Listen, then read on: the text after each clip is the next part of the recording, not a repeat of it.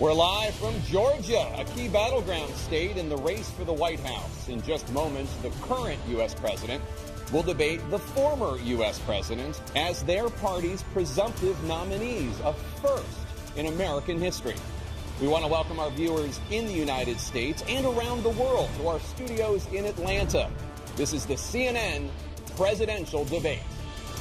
This debate is being produced by CNN and is coming to you live on CNN, CNN International, CNN.com, CNN Max, and CNN Espanol. This is a pivotal moment between President Joe Biden and former President Donald Trump in their rematch for the nation's highest office. Each will make his case to the American people with just over 4 months until Election Day. Good evening, I'm Dana Bash, anchor of CNN's Inside Politics and co-anchor of State of the Union. I'm Jake Tapper, anchor of CNN's The Lead and co-anchor of State of the Union. Dana and I will co-moderate this evening. Our job is to facilitate a debate between the two candidates tonight. Before we introduce them, we want to share the rules of the debate with the audience at home. Former President Trump will be on the left side of the screen. President Biden will be appearing on the right. A coin toss determined their positions. Each candidate will have 2 minutes to answer a question and 1 minute each for responses and rebuttals. An additional minute for follow-up, clarification, or response is at the moderator's discretion. When it's time for a candidate to speak, his microphone will be turned on and his opponent's microphone will be turned off. Should a candidate interrupt when his microphone is muted, he will be difficult to understand for viewers at home. At the end of the debate, each candidate will get 2 minutes for closing statements. There is no studio audience tonight. Pre-written notes, props, or contact with campaign staff are not permitted during the debate. By accepting our invitation to debate, both candidates and their campaigns agreed to accept these rules. Now, please welcome the 46th President of the United States, Joe Biden. Folks, how are you?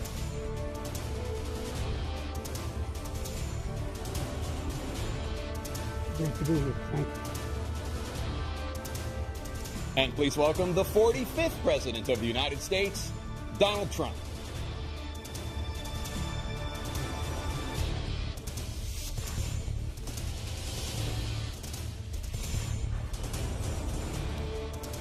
Gentlemen, thanks so much for being here. Let's begin the debate, and let's start with the issue that voters consistently say is their top concern, the economy. President Biden, inflation has slowed, but prices remain high. Since you took office, the price of essentials has increased. For example, a basket of groceries that cost $100 then now costs more than $120.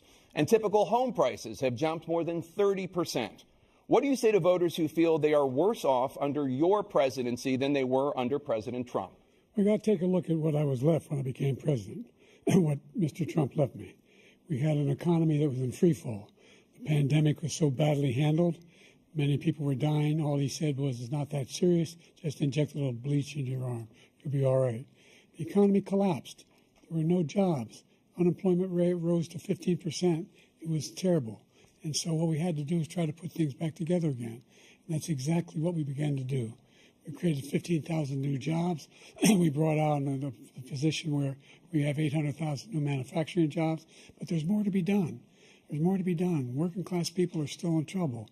I come from Scranton, Pennsylvania. I come of a household where the kitchen table, if the things weren't able to be met during the month, it was a problem. Price of eggs, the price of gas, the price of housing, the price of a whole range of things. That's why I'm working so hard to make sure I deal with those problems.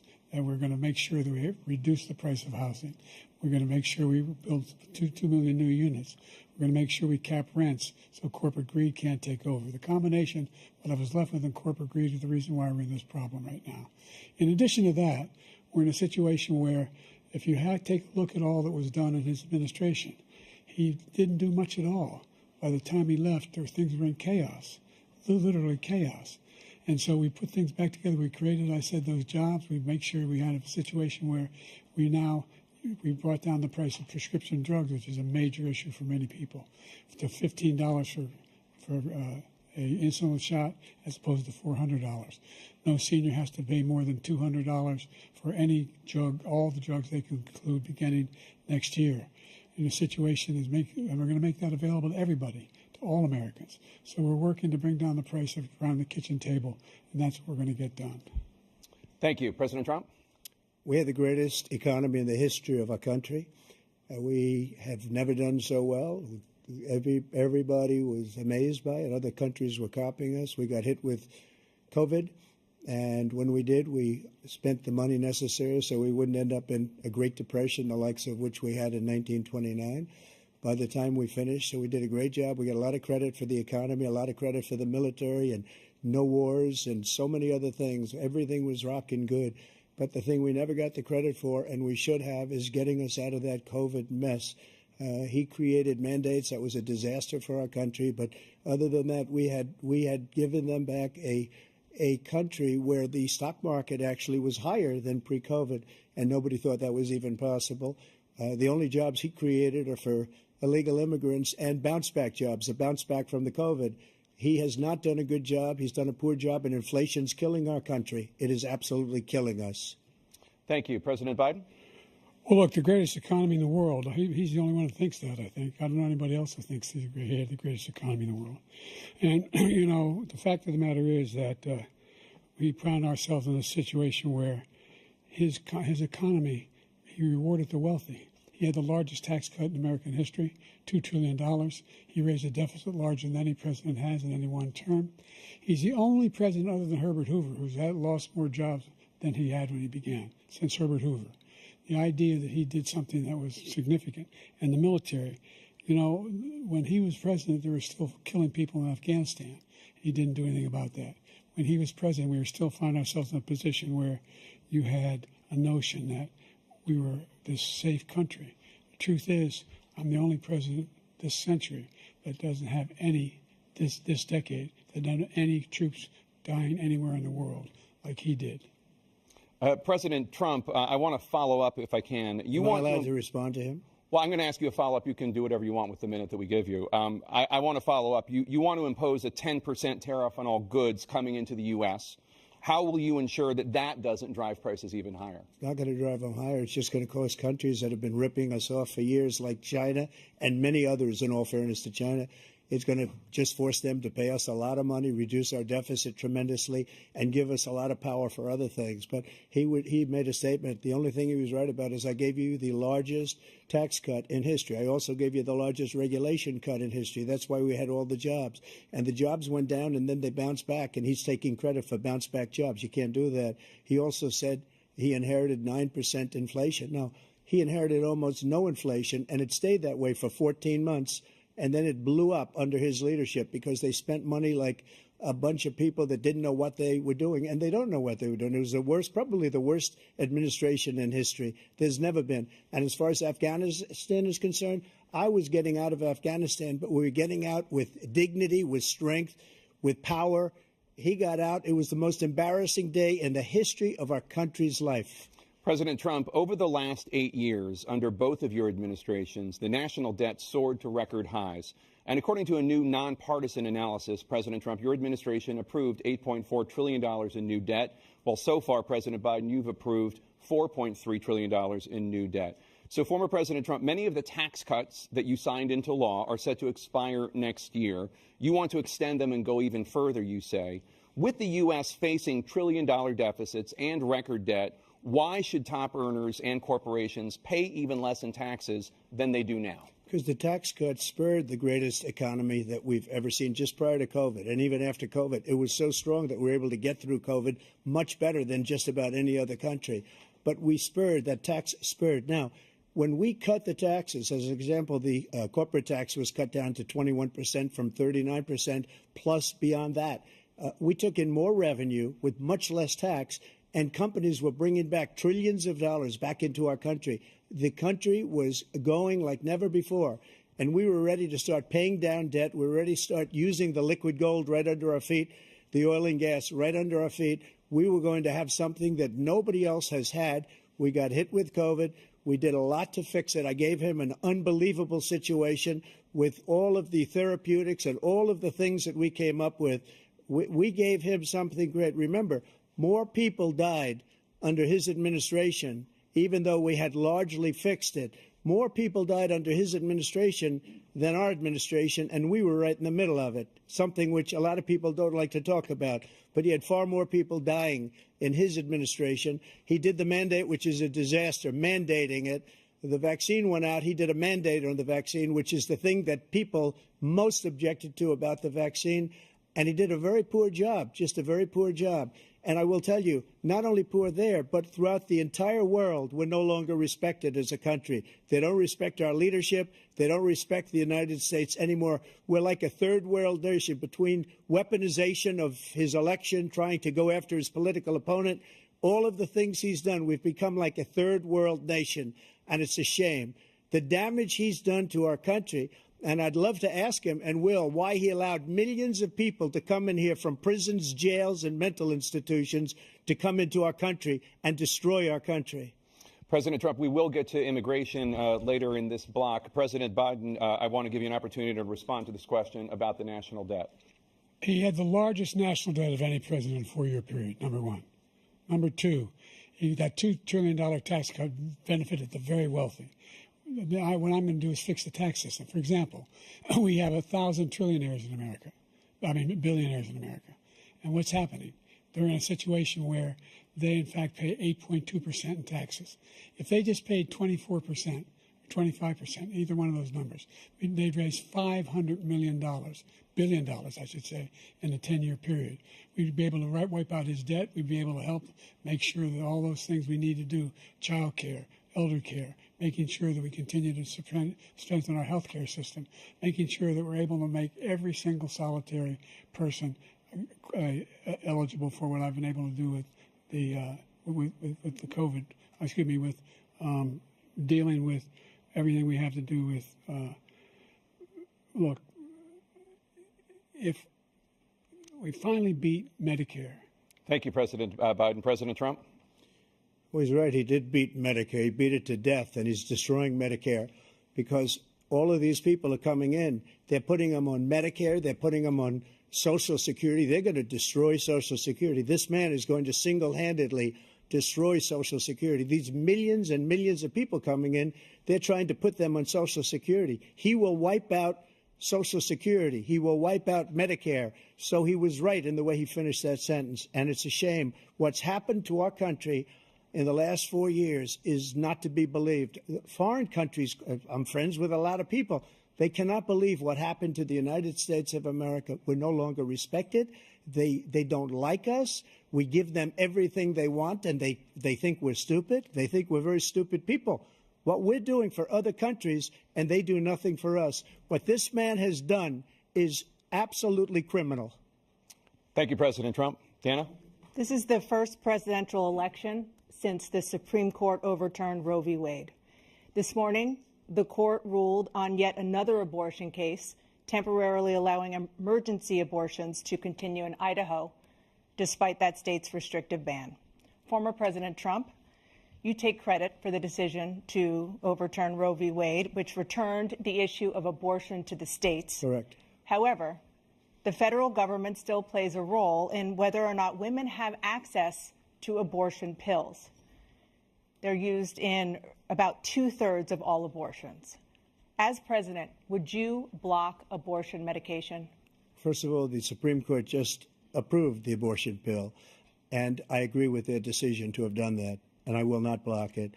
And if you look at this whole question that you're asking, complex but not really complex. 51 years ago, you had Roe v. Wade, and everybody wanted to get it back to the states. Everybody, without exception. Democrats, Republicans, liberals, conservatives.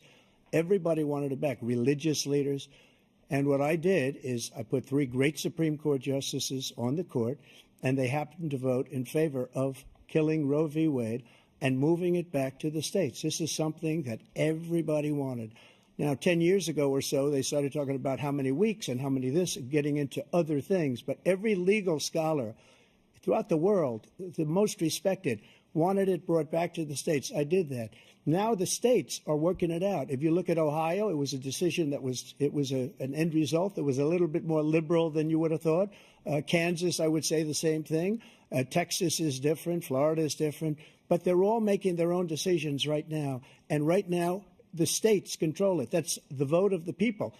Like Ronald Reagan, I believe in the exceptions. I am a person that believes. And frankly, I think it's important to believe in the exceptions. Some people, you have to follow your heart. Some people don't believe in that.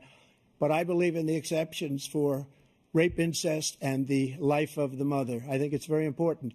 Some people don't. Follow your heart. But you have to get elected also. And because that has to do with other things. You got to get elected. The problem they have is they're radical because they will take the life of a child in the 8th month, the 9th month, and even after birth. After birth, if you look at the former governor of Virginia, he was willing to do this. He said, we'll put the baby aside and we'll determine what we do with the baby, meaning we'll kill the baby. What happened is we brought it back to the states, and the country is now coming together on this issue. It's been a great thing. Thank you. President Biden? It's been a terrible thing, what you've done. The fact is that the vast majority of constitutional scholars supported Roe when it was decided, supported Roe. And that's this idea that they're all against it is just ridiculous. And this is the guy who says the state should be able to have it. We're in a state where in 6 weeks, you don't even know whether you're pregnant or not, but you cannot see a doctor, and have him decide on what your circumstances are, whether you need help. The idea that states are able to do this is a little like saying we're going to turn civil rights back to the states, let each state have a different rule. Look, there's so many young women who have been, including a young woman who just was murdered, and he went to the funeral. The idea that she was murdered by an immigrant coming in, they talk about that. But here's the deal: there's a lot of young women who are being raped by their in-laws, by their spouses, brothers and sisters, it's just ridiculous, and they can do nothing about it. And they try to arrest them when they cross state lines. Thank you. There have been many young women murdered by the same people he allows to come across our border. We have a border that's the most dangerous place anywhere in the world, considered the most dangerous place anywhere in the world. And he opened it up, and these killers are coming into our country, and they are raping and killing women. And it's a terrible thing. As far as the abortion is concerned, it is now back with the states. The states are voting. In many cases, it's frankly a very liberal decision. In many cases, it's the opposite. But they're voting, and it's bringing it back to the vote of the people, which is what everybody wanted, including the founders, if they knew about this issue, which, frankly, they didn't. But they would have. Everybody wanted it brought back. Ronald Reagan wanted it brought back. He wasn't able to get it. Everybody wanted it brought back, and many presidents had tried to get it back. I was the one to do it. And again, this gives it the vote of the people, and that's where they wanted it. Every legal scholar wanted it that way. Staying on the topic of abortion, President Biden, 7 states, I'll let you do that. This is the same topic. 7 states have no legal restrictions on how far into a pregnancy a woman can obtain an abortion. Do you support any legal limits on how late a woman should be able to terminate a pregnancy? I supported Roe v. Wade, which had 3 trimesters. The first time is between the woman and the doctor. Second time is between the doctor and an extreme situation. The third time is between the doctor, between the woman and the state. The idea that the politicians, that the founders wanted the politicians to be the ones making decisions about women's health is ridiculous. That's the last. No politician should be making that decision. A doctor should be making those decisions. That's how it should be run. That's what you're going to do. And if I'm elected, I'm going to restore Roe v. Wade. So that means he can take the life of the baby in the 9th month and even after birth, because some states, Democrat run, take it after birth. Again, the former governor of Virginia, put the baby down, then we decide what to do with it. So he's willing to, as we say, rip the baby out of the womb in the 9th month and kill the baby. Nobody wants that to happen, Democrat or Republican. Nobody wants it to happen. That is simply not true. The Roe v. Wade does not provide for that. That's not the circumstance. Only if a woman's life is in danger, she's going to die. That's the only circumstance in which that can happen. But we are not for late-term abortion, period. Period, period. Under Roe v. Wade, you have late-term abortion. You can do whatever you want, depending on the state. You can do whatever you want.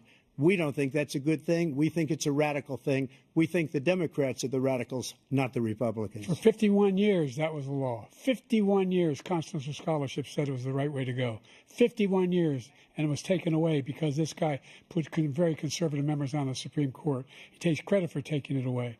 What's he going to do? What's he going to do? In fact, if the MAGA Republicans, he gets elected, and the MAGA Republicans control the Congress, and they pass a universal ban on abortion, period, across the board at 6 weeks or 7 or 8 or 10 weeks, something very, very conservative. Is he going to sign that bill? I'll veto it. He'll sign it. Thank you. Let's turn now to the issue of immigration and border security. President Biden, a record number of migrants have illegally crossed the southern border on your watch. Overwhelming border states and overburdening cities such as New York and Chicago, and in some cases causing real safety and security concerns. Given that, why should voters trust you to solve this crisis? Because we worked very hard to get a bipartisan agreement that not only changed all of that, it made sure that we are in a situation where you had no circumstance where they could come across the border with the number of border police there are now. We significantly increased the number of asylum officers. By the way, the Border Patrol endorsed my position. In addition to that, we found ourselves in a situation where when he was president, he was separating babies from their mothers, putting them in cages, making sure the families were separated. That's not the right way to go. What I've done since I've changed the law, what's happened? I've changed it in a way that now you're in a situation where there are 40% fewer people coming across the border illegally. That's better than when he left office. And I'm going to continue to move until we get the total ban on the total initiative relative to what we're going to do with more Border Patrol and more asylum officers. President Trump? I really don't know what he said at the end of that sentence. I don't think he knows what he said either. Look, we had the safest border in the history of our country. The border, all he had to do was leave it. All he had to do was leave it.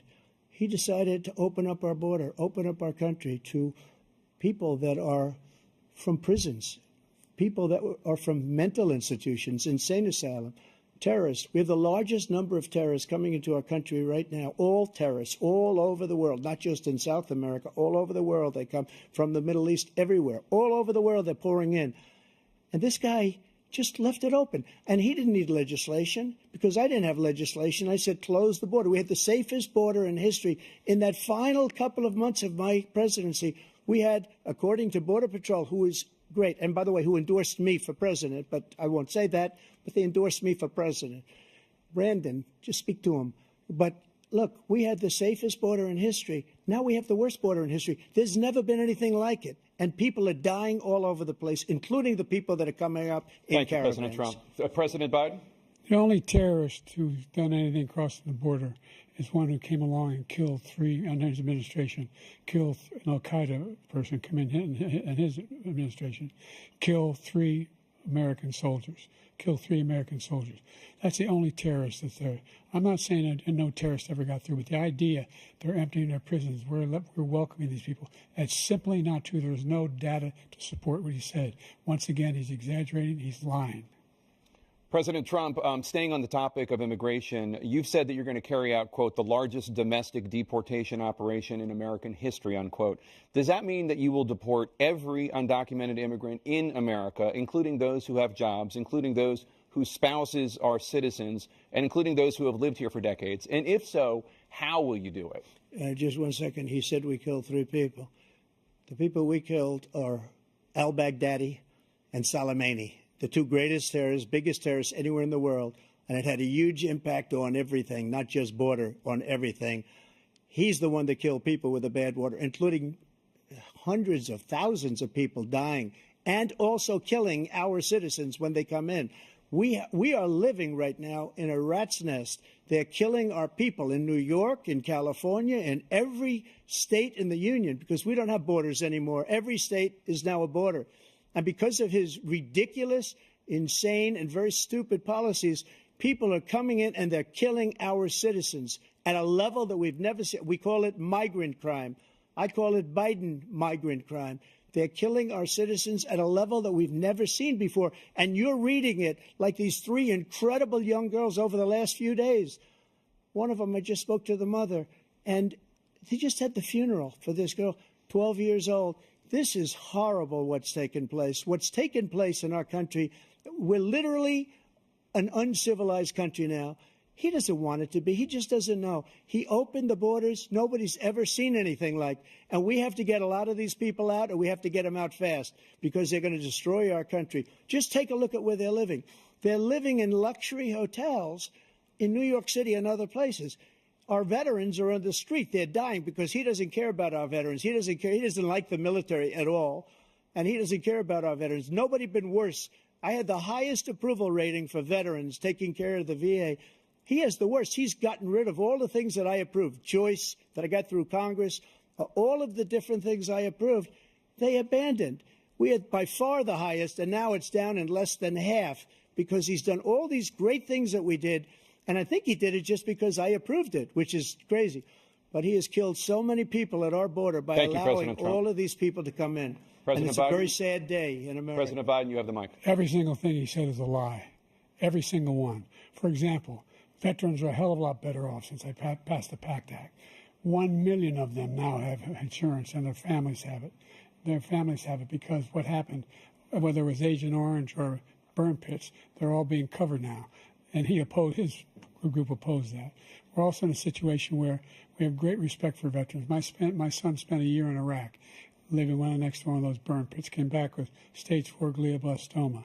I was recently in France for D-Day, and I spoke all about those heroes that died. I went to the World War I cemetery he refused to go to. He was standing with his 4-star general, and he told me, he said, I don't want to go in there because they're a bunch of losers and suckers. My son was not a loser, was not a sucker. You're the sucker. You're the loser. President Trump? First of all, that was a made-up quote, suckers and losers. They made it up. It was in a third-rate magazine that's failing, like many of these magazines. He made that up. He put it in commercials. We've notified him. We had 19 people that said I didn't say it. And think of this. Who would say I'm at a cemetery or I'm talking about our veterans? Because nobody's taken better care. I'm so glad this came up, and he brought it up. There's nobody that's taken better care of our soldiers than I have. To think that I would, in front of generals and others, say suckers and losers. We have 19 people that said it was never said by me. It was made up by him, just like Russia was made up, just like the 51 intelligence agents are made up, just like the new thing with the 16 economists are talking. It's the same thing. 51 intelligence agents said that the laptop was Russia disinformation. It wasn't. That came from his son, Hunter. It wasn't Russia disinformation. He made up the suckers and losers, so he should apologize to me right now. 4-star general standing to your side who was on your staff who said you said it, period. That's number one. And number two, the idea that I have to apologize to you for anything along the line. We've done more for veterans than any president has in American history. And they now are in their family. The only sacred obligation we have as a country is to care for our veterans when they come home and their families and equip them when they go to war. That's what we're doing. That's what the VA is doing now. They're doing more for veterans than ever before in our history. All right. Thank you so much. Let's move to the topic of foreign policy. I want to begin with Russia's war against Ukraine, which is now in its third year. Former President Trump, Russian President Vladimir Putin says he'll only end this war if Russia keeps the Ukrainian territory it has already claimed and Ukraine abandons its bid to join NATO. Are Putin's terms acceptable to you? First of all, our veterans and our soldiers can't stand this guy. They can't stand him. They think he's the worst commander-in-chief, if that's what you call him, that we've ever had. They can't stand him. So let's get that straight. And they like me more than just about any of them. And that's based on every single bit of information. As far as Russia and Ukraine, if we had a real president, the president that knew, that was respected by Putin, he would have never invaded Ukraine. A lot of people are dead right now, much more than people know. You know, they talk about numbers. You can double those numbers, maybe triple those numbers. He did nothing to stop it. In fact, I think he encouraged Russia from going in. I'll tell you what happened. He was so bad with Afghanistan. It was such a horrible embarrassment, most embarrassing moment in the history of our country, that when Putin watched that and he saw the incompetence, that he should have fired those generals, like I fired the one that you mentioned. And so he's got no love lost. But he should have fired those generals. No general got fired for the most embarrassing moment in the history of our country, Afghanistan, where we left billions of dollars of equipment behind. We lost 13 beautiful soldiers, and 38 soldiers were obliterated. And by the way, we left people behind, too. We left American citizens behind.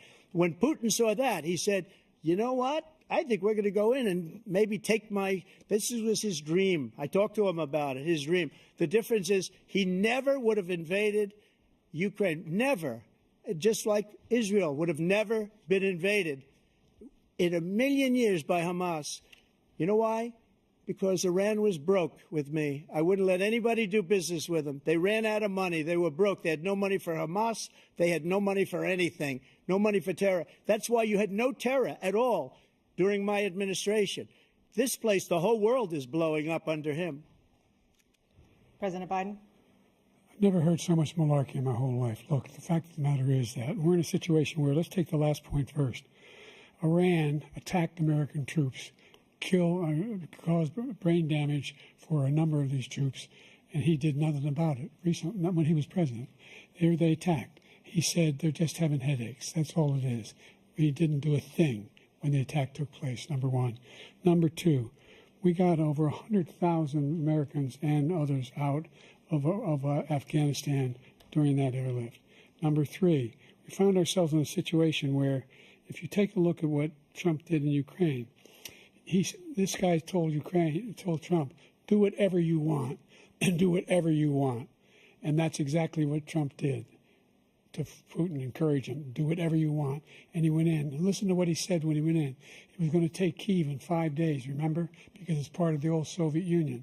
That's what he wanted to reestablish, Kyiv. And he, in fact, didn't do it at all. He wasn't able to get it done. And they've lost thousands and thousands of troops, 500,000 troops. President Trump, as I come back to you for 1 minute, I just want to go back to my original question, which is, are Putin's terms acceptable to you? Keeping the territory in Ukraine? No, they're not acceptable. But look, this is a war that never should have started. If we had a leader in this war, he led everybody along. He's given $200 billion now or more to Ukraine. He's given $200 billion. That's a lot of money. I don't think there's ever been anything like it. Every time that Zelensky comes to this country, he walks away with $60 billion. He's the greatest salesman ever. And I'm not knocking him. I'm not knocking anything. I'm only saying the money that we're spending on this war, and we shouldn't be spending, it should have never happened. I will have that war settled between Putin and Zelensky as president-elect before I take office on January 20th. I'll have that war settled. People being killed so needlessly, so stupidly, and I will get it settled, and I'll get it settled fast before I take office. President Biden, you have a minute. The fact is that Putin is a war criminal. He's killed thousands and thousands of people. And he has made one thing clear. He wants to reestablish what was part of the Soviet Empire, not just a piece. He wants all of Ukraine. That's what he wants. And then you think he'll stop there? Do you think he'll stop when if he takes Ukraine? What do you think happens to Poland? What do you think of Belarus? What do you think happens to those NATO countries? And so if you want a war, you ought to find out what he's going to do, because if in fact he does what he says and walks away, and by the way, all that money we give Ukraine are from weapons we make here in the United States. We give them the weapons, not the money at this point. And our NATO allies have produced as much funding for Ukraine as we have. That's why we're strong. Thank you. Moving on to the Middle East. In October, Hamas attacked Israel, killing more than 1,000 people and taking hundreds of hostages. Among those held and thought to still be alive are 5 Americans. Israel's response has killed thousands of Palestinians and created a humanitarian crisis in Gaza. President Biden, you've put forward a proposal to resolve this conflict, but so far Hamas has not released the remaining hostages, and Israel is continuing its military offensive in Gaza. So what additional leverage will you use to get Hamas and Israel to end the war? You have 2 minutes. Number one, everyone from the United Nations Security Council straight through to the G7 to the Israelis and Netanyahu himself have endorsed the plan I put forward, which has 3 stages to it. The first stage is trade the hostages for a ceasefire. Second phase is a ceasefire with additional conditions. The third phase is the end of the war. The only one who wants the war to continue is Hamas. Number one, they're the only ones standing out. We're still pushing hard to get them to accept. In the meantime, what's happened? in Israel, we're finding that the only thing I've denied Israel was 2,000-pound bombs. They don't work very well in populated areas. They kill a lot of innocent people. We're providing Israel with all the weapons they need and when they need them. And by the way, I'm the guy that organized the world against Iran when they had a full-blown intercontinental ballistic missile attack on Israel. No one was hurt. No one Israeli was accidentally killed, and it stopped. We saved Israel. We are the biggest producer of support for Israel of anyone in the world. And so there are two different things. Hamas cannot be allowed to be continued. We continue to send our experts and our intelligence people as to how they can get Hamas like we did bin Laden. You don't have to do it. And by the way, they've been greatly weakened, Hamas, greatly weakened, and they should be. They should be eliminated. But you've got to be careful for using certain weapons among population centers. Just going back to Ukraine for 1 second.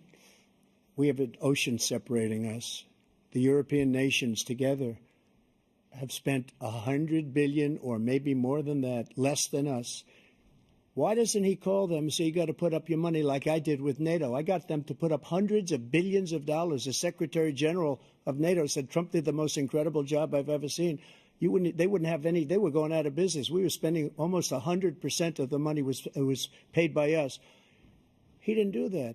He's getting all. You got to ask these people to put up the money. We're over $100 billion more spent, and it has a bigger impact on them because of location, because we have an ocean in between. You got to ask them. As far as Israel and Hamas, Israel's the one that wants to go. He said the only one that wants to keep going is Hamas. Actually, Israel is the one, and you should let him go and let him finish the job. He doesn't want to do it. He's become like a Palestinian, but they don't like him because he's a very bad Palestinian. He's a weak one. President Biden, you have a minute. I've never heard so much foolishness. This is a guy who wants to get out of NATO. You're going to stay in NATO? He's going to pull out of NATO. The idea that we have our strength lies in our alliances as well. It may be a big ocean, but we're ever able to avoid a war in Europe, a major war in Europe? What happens if, in fact, you have Putin continue to go into NATO? We have an Article 5 agreement. Attack on one is attack on all. You want to start the nuclear war he keeps talking about, go ahead. Let Putin go in and control Ukraine and then move on to Poland and other places. See what happens then. He has no idea what the hell he's talking about. And by the way, I got 50 other nations around the world to support Ukraine, including Japan and South Korea, because they understand that this kind of dislocation has a serious threat to the whole world peace. No major war in Europe has ever been able to be contained just to Europe. President Trump, just to follow up, would you support the creation of an independent Palestinian state in order to achieve peace in the region? I'd have to see, but before we do that, the problem we have is that we spend all the money. So they kill us on trade. I made great trade deals with the European nations because if you add them up, they're about the same size economically. Their economy is about the same size as the United States. And they were no cars, they don't want anything that we have, but we're supposed to take their cars, their food, their everything, their agriculture. I changed that. But the big thing I changed is they don't want to pay. And the only reason that he can play games with NATO is because I got them to put up hundreds of billions of dollars. I said, and he's right about this, I said, no, I'm not going to support NATO if you don't pay. They asked me that question, would you guard us against Russia, at a very secret meeting of the 28 states at that time, nations at that time. And I said, no, if you don't pay, I won't do that. And you know what happened? Billions and billions of dollars came flowing in the next day and the next months. But now we're in the same position. We're paying everybody's bills. Let's turn to the issue of democracy. Former President Trump, I want to ask you about January 6, 2021. After you rallied your supporters that day, some of them stormed the Capitol to stop the constitutionally mandated counting of electoral votes. As president, you swore an oath to, quote, preserve, protect, and defend, unquote, the Constitution. What do you say to voters who believe that you violated that oath through your actions and inaction on January 6th and worry that you'll do it again? Well, I don't think too many believe that. And let me tell you about January 6th. On January 6th, we had a great border. Nobody coming through, very few. On January 6th, we were energy independent. On January 6th, we had the lowest taxes ever. We had the lowest regulations ever. On January 6th, we were respected all over the world. All over the world, we were respected. And then he comes in, and we're now laughed at. We're like a bunch of stupid people. What happened to the United States' reputation under this man's leadership is horrible, including weaponization, which I'm sure at some point you'll be talking about, where he goes after his political opponent because he can't beat him fair and square. You have 80 seconds left. My question was, what do you say to those voters who believe that you violated your constitutional oath through your actions and inaction on January 6, 2021, and worry that you'll do it again? Well, I didn't say that to anybody. I said peacefully and patriotically. And Nancy Pelosi, if you just watched the news from 2 days ago, on tape to her daughter, who's a documentary filmmaker, they say, but she's saying, oh, no, it's my responsibility. I was responsible for this because I offered her 10,000 soldiers or National Guard, and she turned them down. And the mayor in writing, by the way, the mayor in writing turned it down, the mayor of D.C. They turned it down. I offered 10,000 because I could see, I had virtually nothing to do. They asked me to go make a speech. I could see what was happening. Everybody was saying they're going to be there on January 6th. They're going to be there. And I said, you know what? There's a lot of people coming. You could feel it. You could feel it, too, and you could feel it. And I said, they ought to have some National Guard or whatever. And I offered it to her. And she now admits that she turned it down. And it was the same day she was, I don't know, she can't be very happy with her daughter because it made her into a liar. She said, I take full responsibility for January 6th. President Biden? Look, he encouraged those folks to go up on Capitol Hill, number one. I sat in that dining room off the Oval Office. He sat there for 3 hours watching, begging, being begged by his vice president and a number of his colleagues on the Republican side as well to do something, to call for a stop, to end it. Instead, they talked about these people being patriots and great patrons of America. In fact, he says he'll now forgive them for what they've done. They've been convicted. He says he wants to commute their sentences and say that no. But he went to every single court in the nation. I don't know how many cases, scores of cases, including the Supreme Court, and they said no, this guy is responsible for doing what was done. He did do a damn thing, and these people should be in jail, and they should be the ones who are being held accountable. And he wants to let them all out. And now he says if he loses again, such a whiner that he is, that there could be a bloodbath. Thank you, President Biden. President Trump? What they've done to some people that are so innocent, you ought to be ashamed of yourself. What you have done, how you've destroyed the lives of so many people.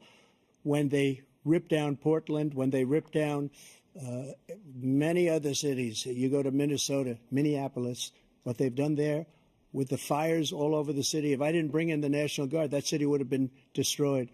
When you look at all of they took over big chunks of Seattle. I was all set to bring in the National Guard. They heard that. They saw them coming, and they left immediately. What he said about this whole subject is so off. Peacefully patriotic. One other thing. The Unselect Committee, which is basically two horrible Republicans that are all gone now out of office, and Democrats, all Democrats, they destroyed and deleted all of the information they found because they found out we were right. We were right. And they deleted and destroyed all of the information. They should go to jail for that. If a Republican did that, they'd go to jail. Thank you, President Trump. President Biden, I want to give you a minute. The only person on this stage is a convicted felon is the man I'm looking at right now. And the fact of the matter is, what he's telling you is simply not true. The fact is that there was no effort on his part to stop what was going on up in Capitol Hill. And all those people, every one of those who were convicted, deserves to be convicted. The idea that they didn't kill somebody, just went in and broke down doors, broke the windows, occupied offices, turned over desks, turned over statues. The idea that those people are patriots? Come on. When I asked him the first two debates we had, first time around, I said, will you denounce the Proud Boys? He said, no, I'll tell them to stand by. The idea he's refusing, will you denounce these guys? Will you denounce the people we're talking about now? Will you denounce the people who attacked that Capitol? What are you going to do? I'm going to give you a minute, President Trump, for a follow-up question I have. After a jury convicted you of 34 felonies last month, you said if reelected, you would, quote, have every right to go after, unquote, your political opponents. You just talked about members of the Select Committee on January 6th going to jail. Your main political opponent is standing on stage with you tonight. Can you clarify exactly what it means about you feeling you have every right to go after your political opponents? Well, I said my retribution is going to be success. We're going to make this country successful again, because right now it's a failing nation. My retribution is going to be success.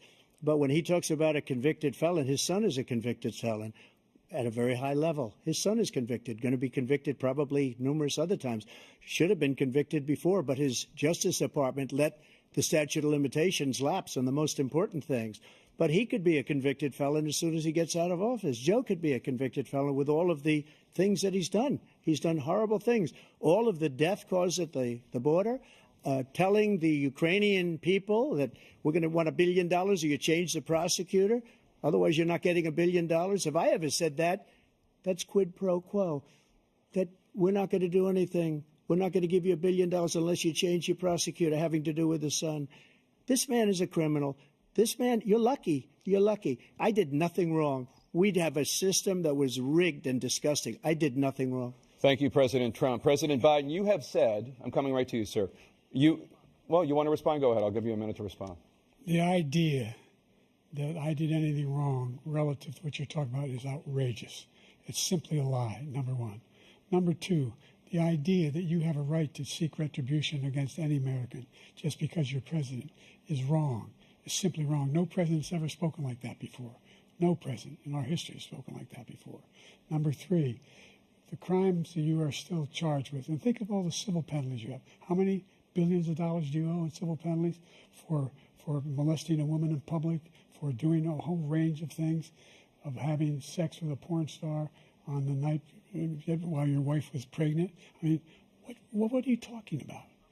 You have the morals of an alley cat. Give you a minute, sir. I didn't have sex with a porn star, number one. Number two, that was a case that was started and moved. They moved a high-ranking official, a DOJ, into the Manhattan DA's office to start that case. That case is going to be appealed and won. We had a very terrible judge, a horrible judge, Democrat. The prosecutor were all high-ranking Democrats, appointed people, and both the civil and the criminal. He basically went after his political opponent because he thought it was going to damage me. But when the public found out about these cases, because they understand it better than he does, he has no idea what these cases are.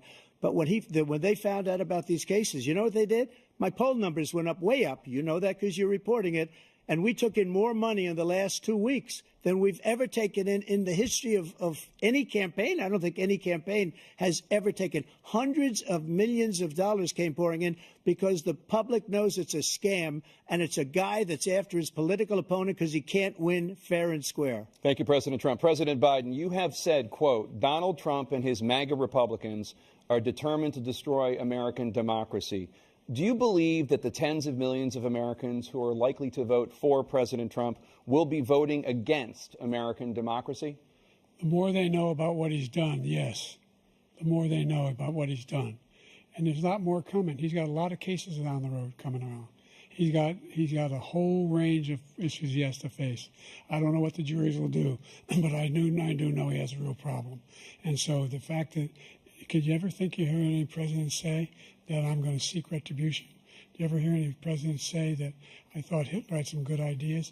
What got me involved to run in the first place after my son had died, I decided in Iraq, because of Iraq, I said I wasn't going to run again until I saw what happened in Charlottesville, Virginia. People coming out of the woods carrying swastikas on torches, and singing the same anti-Semitic bile they sang when back in Germany. And the young woman got killed. I spoke to the mother, and they asked him. They said, "What do you think of those people? The ones who got killed, the one who tried to stop it, and the ones," he said, "I think they're fine people on both sides." What American president would ever say Nazis coming out of fields carrying torches, singing the same anti-Semitic bile, carrying swastikas were fine people? And this is the guy who says Hitler's done some good things. I'd like to know what they are. The good things Hitler's done, that's what he said. This guy has no sense of American democracy. President Trump. Jake, both of you know that story has been totally wiped out because when you see the sentence, it said, 100% exoneration on this. So he just keeps it going. He says he ran because of Charlottesville. He didn't run because of Charlottesville. He ran because it was his last chance. He's not equipped to be president. You know it, and I know it. It's ridiculous. We have a debate. We're trying to justify his presidency. His presidency, he's without question the worst president, the worst presidency in the history of our country. We shouldn't be having a debate about it. There's nothing to debate. He made up the Charlottesville story, and you'll see it's debunked all over the place. Every reasonable anchor has debunked it. And just the other day it came out where it was fully debunked. It's a nonsense story. He knows that, and he didn't run because of Charlottesville. He used that as an excuse to run. President Biden? And debunked. It happened. All you have to do is listen to what was said at the time. And the idea that somehow that's the only reason I ran because I was worried a guy like this guy could get elected. If he thought they were good people coming out of that forest, carrying those woods, carrying those torches, then he didn't deserve to be president. Didn't deserve to be president at all. And the idea that he's talking about all this being fabricated, we saw with our own eyes. We saw what happened on January 6th. We saw the people breaking through the windows. We saw people occupying his own vice president. Look, there's a reason why 40 of his 44 top cabinet officers refused to endorse him this time. His vice president hasn't endorsed him this time. So why? Why? They know him well. They serve with him. Why are they not endorsing him? Thank you, President Biden. We're going to be right back with more from the CNN presidential debate.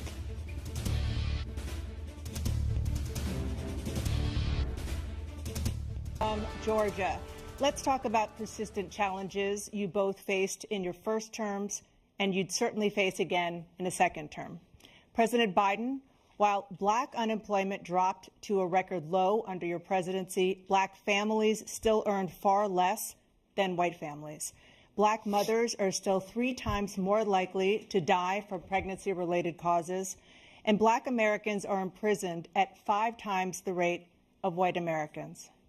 What do you say to black voters who are disappointed that you haven't made more progress? They acknowledge they made a lot of progress, number one. The fact of the matter is there's more small black businesses that have been started than any time in history. Number two, the wages of black unemployment is the lowest level it's been in a long, long time. Number three, we're providing housing for black Americans and dealing with the segregation that exists among these corporations that collude to keep people out of their houses. And in addition to that, we find that the impact on the choice that black families have to make relative to child care is incredibly difficult. When we did the first major piece of legislation in the past, I was able to reduce black child care costs. I cut them in half. We've got to make sure we provide for child care costs. We've got to make sure, because when you provide those child care protections, you increase economic growth because more people can be in the job market. So there's more to be done, considerably more to be done. But we've done a great deal so far, and I'm not letting up, and they know it. You have 49 seconds left. What do you say to black voters who are disappointed with the progress so far? I say I don't blame them for being disappointed. Inflation is still hurting them badly. For example, I provided for the idea that any black family, first-time home buyer, should get a $10,000 tax credit to be able to buy their first home so they can get started. I made sure that we're in a situation where all those black families and those black individuals who had to take out student loans that were ballooning, that if they were engaged in nursing, doctor, and anything having to do with volunteerism, if they paid their bills for 10 years on their student debt, all the rest is forgiven after 10 years. Millions have benefited from that. And we're going to do a whole lot more for black families. Thank you, President Trump. And he caused the inflation. He's blaming inflation, and he's right, it's been very bad. He caused the inflation, and it's killing black families and Hispanic families and just about everybody. It's killing people. They can't buy groceries anymore. They can't. You look at the cost of food where it's doubled and tripled and quadrupled. They can't live. They're not living anymore. He caused this inflation. I gave him a country with essentially no inflation. It was perfect. It was so good. All he had to do is leave it alone. He destroyed it with his Green New Scam and all this money that's being thrown out the window. He caused inflation. As sure as you're sitting there, the fact is that his big kill on the black people is the millions of people that he's allowed to come in through the border. They're taking black jobs now, and it could be 18, it could be 19, and even 20 million people. They're taking black jobs, and they're taking Hispanic jobs, and you haven't seen it yet, but you're going to see something that's going to be the worst in our history. Thank you. President Biden? There was no inflation when I became president. You know why? The economy was flat on its back. 15% unemployment. He decimated the economy, absolutely decimated the economy. That's why there was no inflation at the time. There were no jobs. We provided thousands of millions of jobs for individuals who are in all communities, including minority communities. We made sure that they have health insurance. We have covered, the ACA has increased. I made sure that there are $8,000 per person in a family to get written off for health care. But this guy wants to eliminate that. They tried 50 times. He wants to get rid of the ACA again, and they're going to try again if they win. We find ourselves in a position where the idea that we're not doing anything, we put more police on the street than any administration has. He wants to cut the cops. We're providing for equity and making sure people have a shot to make it. There's a lot going on, but in inflation, he caused it by his tremendous malfeasance in the way he handled the pandemic. Thank you. Another persistent challenge is the climate crisis. 2023 was the hottest year in recorded history, and communities across the country are confronting the devastating effects of extreme heat, intensifying wildfires, stronger hurricanes, and rising sea levels. Former President Trump, you've vowed to end your opponent's climate initiatives, but will you take any action as president to slow the climate crisis? Well, let me just go back to what he said about the police, how close the police are to him. Almost every police group in the nation from every state is supporting Donald J. Trump. Almost every police group. And what he's done to the black population is horrible, including the fact that for 10 years he called them super predators. In the 1990s, we can't forget that. Super predators was his name, and he called it to them for 10, and they've taken great offense at it, and now they see it happening. But when they see what I did for criminal justice reform and for the historically black colleges and universities, where I funded them and got them all funded, and the opportunity zones with Tim, as you know, Tim Scott was incredible. He did a great job, great senator from South Carolina. He came to me with the idea, and it was a great idea. It's one of the most successful economic development acts ever in the country, opportunity zones. And the biggest beneficiary are blacks. And that's why we have the best numbers with them in maybe ever. They're saying ever. I read this morning where ever, the best numbers. He's lost much of the black population because he's done a horrible job for black people. He's also done a horrible job for Hispanics. But wait till you see these millions of people pouring into our country, and they're going to take the jobs. And it's already started, and you haven't seen anything yet. It's a disaster. You've 38 seconds left. President Trump, will you take any action as president to slow the climate crisis? So I want absolutely immaculate clean water, and I want absolutely clean air, and we had it. We had H2O. We had the best numbers ever, and we were using all forms of energy, all forms, everything. And yet, during my 4 years, I had the best environmental numbers ever. And my top environmental people gave me that statistic just before I walked on the stage, actually. I don't know where the hell he's been. The idea that anything he said is true. I've passed the most extensive climate change legislation in history. We find ourselves, and by the way, black colleges, I came up with $15 billion for HBCUs, historic black universities and colleges, because they don't have the kind of contributors that they have to build these laboratories and the like. Any black student is capable in college of doing any white student can do. They just don't have the money, but now they'll be able to get those jobs in high tech. We're in a situation where the idea that he is claiming to have done something that had the cleanest water, he hadn't done a damn thing for the environment. He pulled out of the Paris Peace Accord, Climate Accord. I immediately joined it because if we reach 1.5 degrees Celsius at any one point, there's no way back. The only existential threat to humanity is climate change, and he didn't do a damn thing about it. He wants to undo all that I've done. The Paris Accord was going to cost us $1 trillion, and China nothing, and Russia nothing, and India nothing. It was a ripoff of the United States.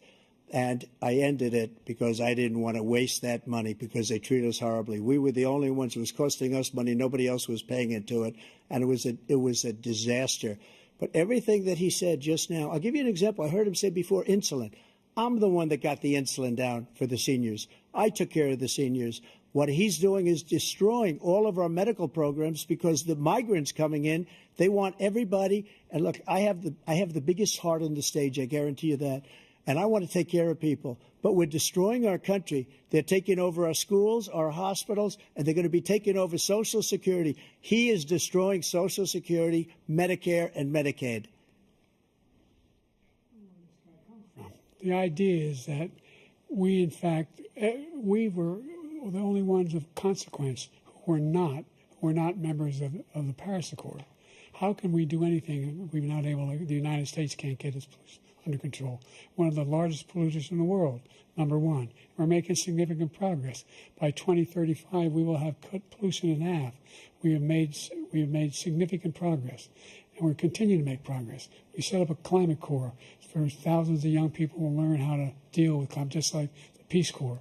And we're moving in directions that are going to significantly change the elements of cause of pollution. But the idea that he claims that he has the biggest heart up here and he's really concerned about pollution and about climate, I've not seen any indication of that.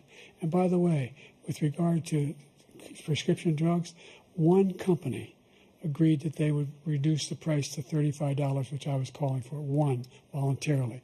I made sure every company in the world, every pharmaceutical company, cannot have to pay. Thank you. And by the way, so every day, millions of Americans struggle just to make ends meet. For many older Americans, Social Security provides a critical lifeline. President Biden, if nothing is done to Social Security, seniors will see their benefits cut in just over 10 years. Will you name tonight one specific step that you're willing to take to keep Social Security solvent? yes, make the very wealthy begin to pay their fair share. Right now, everybody making under $170,000 pays 6% of their income, of their paycheck, every single time they get a paycheck from the time the first one they get when they're 18 years old. The idea that they're going to, I'm proposing that everybody, the millionaires pay 1%. So no one I would not raise the cost of Social Security for anybody under $400,000. After that, I began to make the wealthy begin to pay their fair share by increasing from 1% beyond to be able to guarantee the program for life. So you still have 82 seconds left. Are there any other measures that you think that would be able to help keep Social Security solvent, or is that one enough? Well, no, that one enough will keep it solvent, but the biggest thing will do if we defeat this man, because he wants to get rid of Social Security. He thinks there's plenty to cut in Social Security. He's wanting to cut Social Security and Medicare both times. And if you look at the program put forward by the House Republican caucus that I believe supports, is in fact want to cut it as well. The idea that we don't need to protect our seniors is ridiculous. And by the way, the American public has greater health care coverage today than ever before. And under the ACA, as I said, you're in a circumstance where 400,000 people, 40 million people would not have insurance because they have a pre-existing condition. Only thing that allows them to have that insurance is the fact that they, in fact, are part of the ACA. And by the way, the other thing is, we're in a situation where we talk about education for black communities. I've raised the amount of money for Pell Grants by another $8,000. So anybody making under $70,000 a year is going to be able to get $15,000 toward their tuition. He just doesn't know what he's talking about. Thank you, President Biden. President Trump. So I've dealt with politicians all my life. I've been on this side of the equation for the last 8 years. I've never seen anybody lie like this guy. He lies. I've never seen it. He can look you in the face. About so many other things, too. And we mentioned the laptop. We mentioned Russia, Russia, Russia, Ukraine, Ukraine, Ukraine. Everything he does is a lie. It's misinformation and disinformation. The losers and suckers story that he made up is a total lie on the military. It's a disgrace.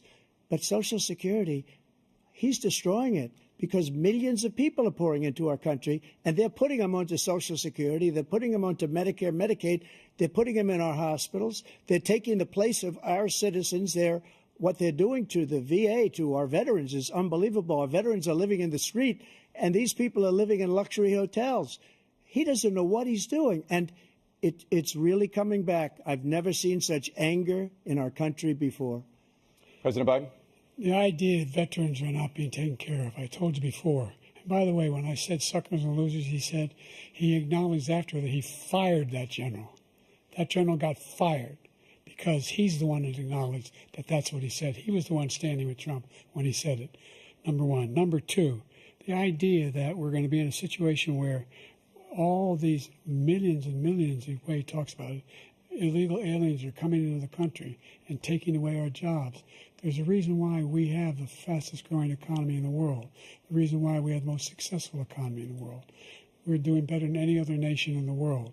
And by the way, those 15 Nobel laureates he talked about being phony, those 15 Nobel laureates, economists, they all said that if Trump is reelected, we're likely to have a recession and inflation is going to increasingly go up. And by the way, worst president in history, 159 presidential scholars voted him the worst president in the history of the United States of America. President Biden, thank you so much. Let's turn to the cost of child care, which many American families struggle to afford. President Trump, both you and President Biden have tried to address this issue, but the average cost of child care in this country has risen to more than $11,000 a year per child. For many families, the cost of child care for 2 children is more than their rent. In your second term, what would you do to make child care more affordable? Just to go back, the general got fired because he was no good. And if he said that, that's why he made it up. But we have 19 people that said I didn't say it, and they're very highly respected, much more so than him. The other thing is, he doesn't fire people. He never fired people. I've never seen him fire anybody. I did fire a lot. I fired Comey because he was no good. I fired a lot of the top people at the FBI, drained the swamp. They were no good. Not easy to fire people. You'd pay a price for it, but they were no good. I inherited these people. I didn't put them there. I didn't put Comey there. He was no good. I fired him. This guy hasn't fired anybody. He never fires. He should have fired every military man that was involved with the Afghanistan horror show, the most embarrassing moment in the history of our country. He didn't fire. Did you fire anybody? Did you fire anybody that's on the border that's allowed us to have the worst border in the history of the world? Did anybody get fired for allowing 18 million people, many from prisons, many from mental institutions? Did you fire anybody that allowed our country to be destroyed? Joe, our country is being destroyed as you and I sit up here and waste a lot of time on this debate. This shouldn't be a debate. He is the worst president. He just said about me because I said it. But look, he's the worst president in the history of our country. He's destroyed our country. Now, all of a sudden, he's trying to get a little tough on the border. He came out with a nothing deal, and it reduced it a little bit, like this much. It's insignificant. He wants open borders. He wants our country to either be destroyed or he wants to pick up those people as voters. And I don't think we just can't let it happen. If he wins this election, our country doesn't have a chance, not even a chance, of coming out of this rut. We probably won't have a country left anymore. That's how bad it is. He is the worst in history by far. Thank you, President Trump. President Biden? We are the most admired country in the world. We're the United States of America. There's nothing beyond our capacity. We have the finest military in the history of the world, the finest in the history of the world. No one thinks we're weak. No one wants to screw around with us. Nobody, number one. Number two, the idea that we're talking about worst presidents. I wasn't joking. Look it up. Go online. 159 or 58, don't hold me the exact number, presidential historians, they've had meetings and they voted who's the worst president in American history. One through best to worst. They said he was the worst in all of American history. That's a fact. That's not conjecture. He can argue they're wrong, but that's what they voted. The idea that he is doing anything to deal with child care, he did virtually nothing to child care. We should significantly increase the child care tax credit. We should significantly increase the availability of women and men or single parents to be able to go back to work. And we should encourage businesses to have. Thank you, President Biden. President Trump, the question was about what would you do to make child care more affordable, if you want to take your minute. Just so you understand, we have polling, we have other things that they rate him the worst because what he's done is so bad.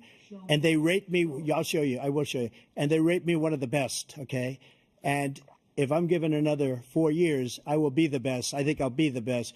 Nobody's ever created an economy like us. Nobody ever cut taxes like us.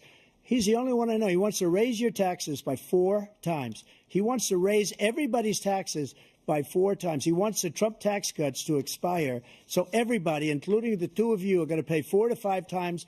Nobody ever heard of this before. All my life, I'd grow up and I'd see politicians talking about cutting taxes.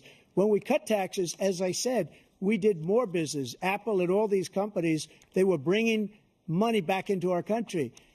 The worst president in history by far, and everybody knows it. President Biden? Look, the fact of the matter is that he's dead wrong about, he's increased the tariff, he will increase the taxes on middle-class people. I said I'd never raise a tax on anybody making less than $400,000. I didn't. But this tariff is 10% tariffs. Everything coming into the country, you know what the economists say? That's going to cost the average American $2,500 a year more because they're going to have to pay the difference in food and all the things that are very important. Number two, he's in a situation where he talks about how he has not raised, he's somehow helped the middle class. The middle class has been devastated by you. Now you want a new tax cut of $5 trillion over the next 10 years, which is going to fundamentally bankrupt the country. You had the largest deficit of any president in American history, number one. Number two, you have not, in fact, made any contact, any progress with China. We are at the lowest trade deficit with China since 2010. Thank you, President Biden. Thank you, President Biden. Let's discuss an epidemic impacting millions of Americans that both of you have made a top priority in your first term, the opioid crisis. And for both of you, the number of overdose deaths in this country has gone up. Under your term, it went up. Under your term, it has gone up. Former President Trump, despite the efforts that both of you have made, more than 100,000 Americans are dying from overdoses every year, primarily from fentanyl and other opioids. What will you do to help Americans right now in the throes of addiction who are struggling to get the treatment they need? To finish up, we now have the largest deficit in the history of our country under this guy. We have the largest deficit with China. He gets paid by China. He's a Manchurian candidate. He gets money from China. So I think he's afraid to deal with them or something. But do you notice he never took out my tariffs because we bring in so much money with the tariffs that I imposed on China. He never took them away. He can't because it's too much money. It's tremendous. And we saved our steel industries, and there was more to come, but he hasn't done that. But he hasn't cut the tariffs because he can't, because it's too much money. But he's got the largest deficit in the history of our country, and he's got the worst situation with China. China's going to own us if you keep allowing them to do what they're doing to us as a country. They are killing us as a country, Joe, and you can't let that happen. You're destroying our country. So, President Trump, you have 67 seconds left. The question was, what are you going to do to help Americans in the throes of addiction right now who are struggling to get the treatment they need?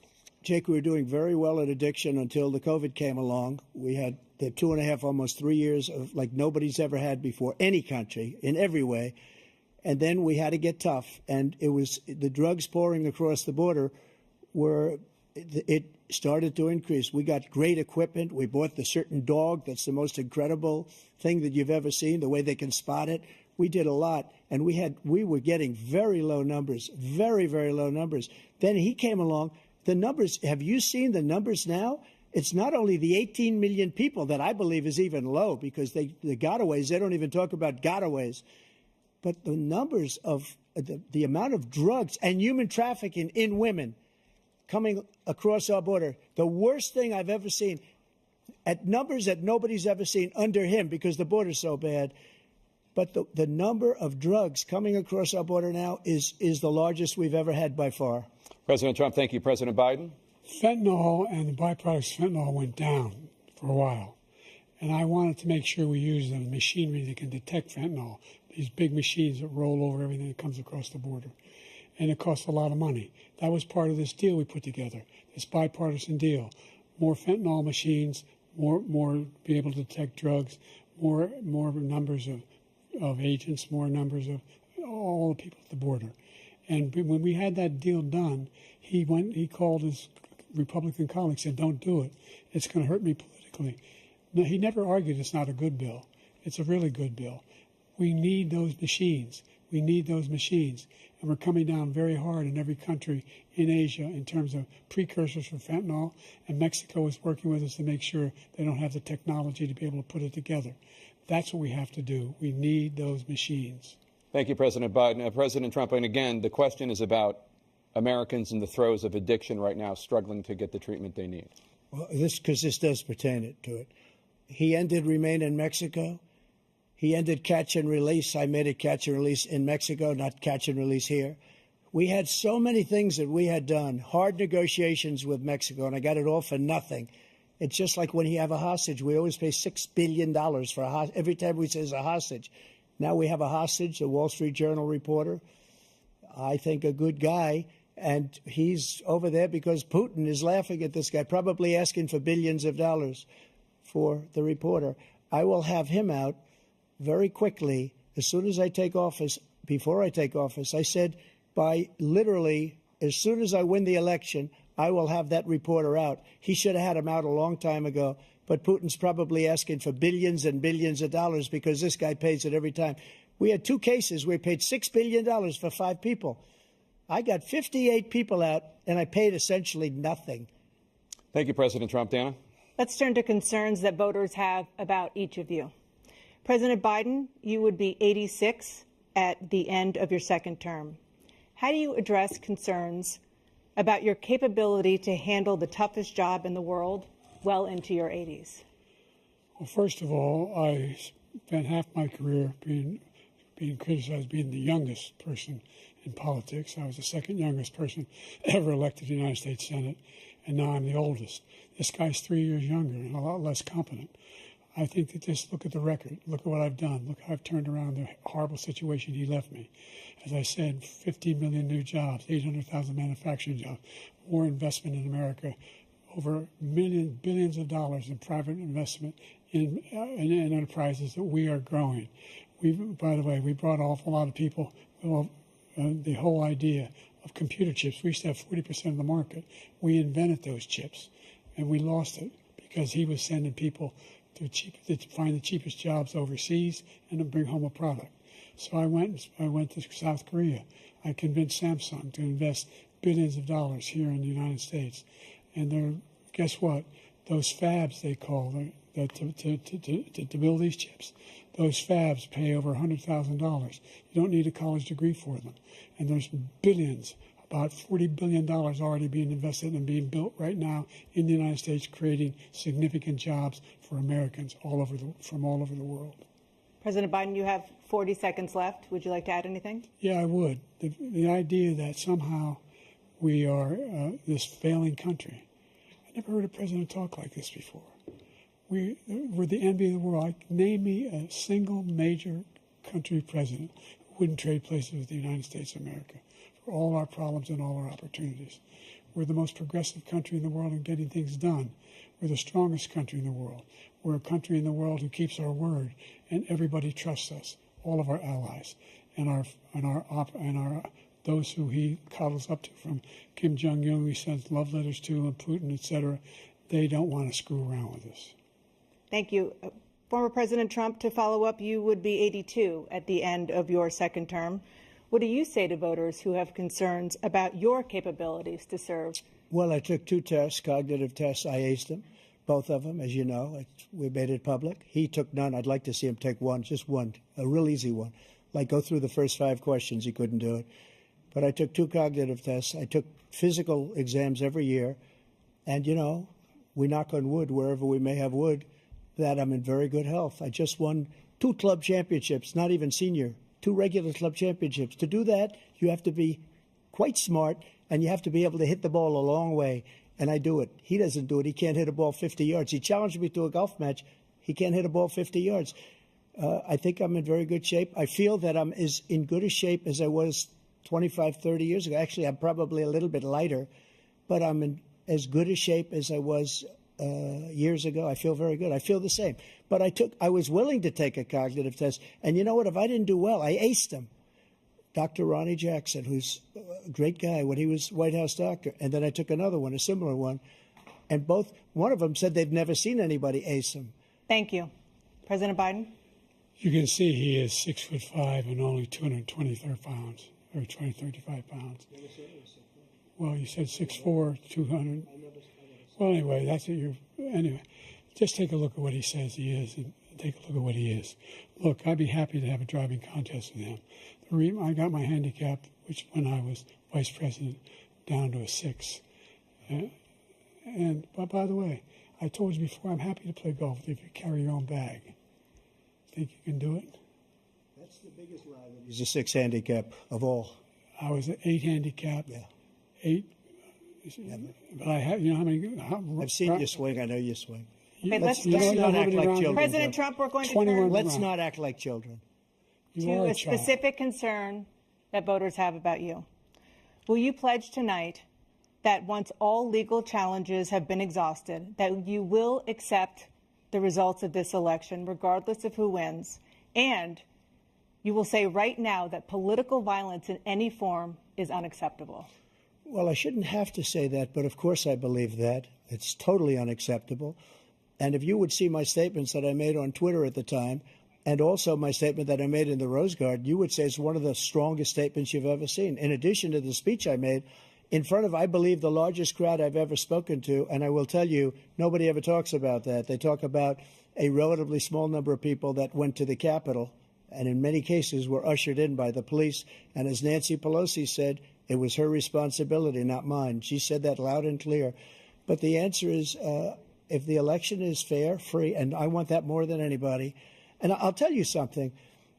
I wish he was a great president, because I wouldn't be here right now. I'd be at one of my many places enjoying myself. I wouldn't be under indictment because I wouldn't have been his political opponent, because he indicted me because I was his opponent. I wish he was a great president. I would rather have that. I wouldn't be here. I don't mind being here. But the only reason I'm here is he's so bad as a president that I'm going to make America great again. We're going to make America great again. We're a failing nation right now. We're a seriously failing nation. And we're a failing nation because of him. His policies are so bad. His military policies are insane. They're insane. These are wars that will never end with him. He will drive us into World War III, and we're closer to World War III than anybody can imagine. We are very, very close to World War III, and he's driving us there. And Kim Jong-un and President Xi of China, Kim Jong-un of North Korea, all of these, Putin, they don't respect him. They don't fear him. They have nothing going with this gentleman, and he's going to drive us into World War III. You want a World War III, let him follow and win, and let Putin say, do what you want, NATO. Just do what you want. There's a thing called Article 5. An attack on one is an attack on all, and required response. The idea, I can't think of a single major leader in the world who wouldn't trade places with the job I've done and what they've done. Because we are a powerful nation. We have wonderful people. It's because of the people, not me. It's because of the American people. They're capable of anything, and they step up when they're needed. And right now, we're needed. We're needed to protect the world because our own safety is at stake. And again, you want to have a war, just let Putin go ahead and take Kyiv, make sure they move on, see what happens in Poland, Hungary, and other places along that border. Then you have a war. President Trump, as I come back to you for a follow-up, the question was, will you accept the results of this election, regardless of who wins? Just to finish what he said, if I might, Russia, they took a lot of land from Bush. They took a lot of land from Obama and Biden. They took no land, nothing from Trump, nothing. He knew not to do it. He's not going to play games with me. He knew that. I got along with him very well, but he knew not to play games. He took nothing from me. But now he's going to take the whole thing from this man right here. That's a war that should have never started. It would have never started, ever, with me. and he's going to take Ukraine. And, you know, you asked me a question before, would you do this? He's got us in such a bad position right now with Ukraine and Russia, because Ukraine's not winning that war. He said, I will never settle until such time. They're running out of people. They're running out of soldiers. They've lost so many people. It's so sad. They've lost so many people, and they've lost those gorgeous cities with the golden domes that are 1,000 years old, all because of him and stupid decisions. Russia would have never attacked if I were President Trump, the question was, will you accept the results of the election, regardless of who wins? Yes or no, please. If it's a fair and legal and good election, absolutely. I would have much rather accepted these, but the fraud and everything else was ridiculous. And if you want, we'll have a news conference on it in a week, or we'll have another one of these in a week. But I will absolutely, there's nothing I'd rather do. It would be much easier for me to do that than I'm running again. I wasn't really going to run until I saw the horrible job he did. He's destroying our country. I would be very happy to be someplace else, in a nice location someplace. And again, no indictments, no political opponent stuff, because it's the only way he thinks he can win. But unfortunately, it's driven up my numbers and driven them up to a very high level because the people understand it. Well, let's see what your numbers are when this election is over. Let's see. You're a whiner. When you lost the first time, you continued, you appealed and appealed to courts all across the country. Not one single court in America said any of your claims had any merit, state or local, none.